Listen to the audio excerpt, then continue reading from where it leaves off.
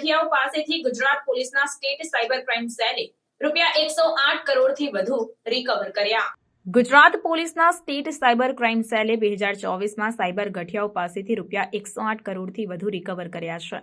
આ recovery cyber crime સામે લડવા અને નિર્દોષ નાગરિકોના ચોરાયેલા નાણાં પાછા લાવવાના સતત પ્રયાસોનો ભાગ છે। 1 જાન્યુઆરીથી 15 ડિસેમ્બર 2024 સુધીમાં સાયબર ક્રાઇમ સેલને સાયબર ક્રાઇમ સંબંધિત 1.31 લાખ ફરિયાદો મળી હતી।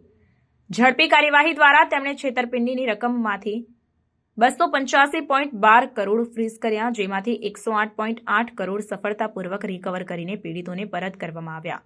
બાકી રકમ પરત કરવાની પ્રક્રિયા હજી ચાલુ છે।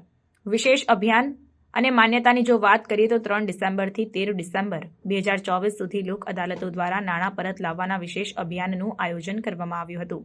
આ અભિયાન દરમિયાન 40,905 અરજીઓની સમીક્ષા કરવામાં આવી હતી અને આ અરજીઓ માટે કોર્ટના આદેશો જલ્દી જ અપેક્ષિત છે, જેનાથી વધારાના 75 કરોડ પરત કરવામાં મદદ મળશે।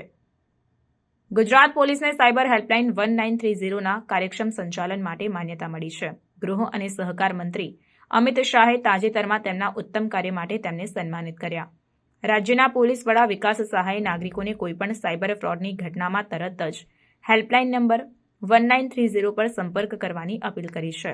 ગોલ્ડન અવર્સ દરમિયાન ઝડપી રિપોર્ટિંગ છેતરપિંડીની રકમ ફ્રીઝ કરવા અને રિકવર કરવાની શક્યતાઓને નોંધપાત્ર રીતે વધારી દે છે। ગુજરાત સાયબર ક્રાઇમ સેલના પ્રયાસોએ માત્ર મોટા પ્રમાણમાં નાણાં રિકવર કર્યા નથી, પરંતુ નાગરિકોને સુરક્ષાની ભાવના પણ પૂરી પાડી છે।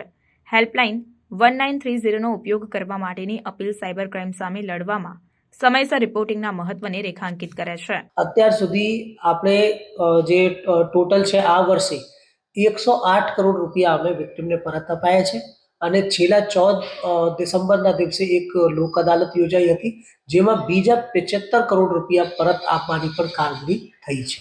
અત્યાર સુધી અમારા જે સ્ટેટ સાયબર સેલ છે એને 285 કરોડ રૂપિયા ટોટલ જુદા જુદા અકાઉન્ટ્સમાં જ્યાં વિક્ટિમના પૈસા ગયા હોય એમાં ફ્રીઝ કરાયેલા છે।